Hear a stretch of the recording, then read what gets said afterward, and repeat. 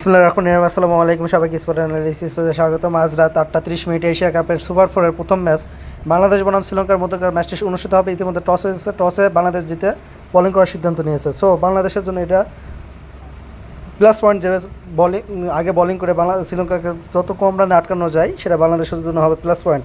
So শ্রীলঙ্কার মার্কাটি batsman রয়েছে, যেদিকে কুশল মন্দিস, কায়েন্দে ম্যান্দিস,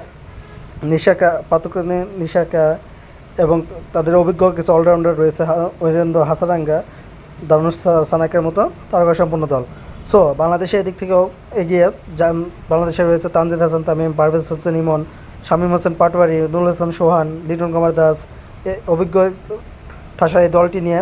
এবং অলরাউন্ডারদের দিক থেকে যদি আমরা দেখি তাহলে হচ্ছে নাসুম আহমেদ, রিশাদ হোসেন, তারাও ব্যাট চালাতে পারে, তাসকিন আহমেদ তিনিও ভালো ব্যাটিং করতে পারে।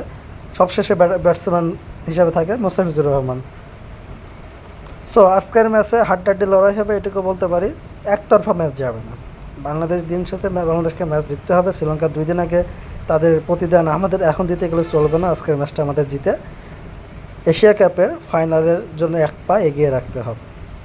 সো আজকের ম্যাচ বাংলাদেশের জন্য খুবই গুরুত্বপূর্ণ। সো দেখা যাক বাংলাদেশ ম্যাচটি জয়লাভ করতে পারে কিনা। চোখটা এখন স্পট অ্যানালাইসিসের পেজের পর্দায় আড্ডা হবে, কথা হবে। Thanks for watching.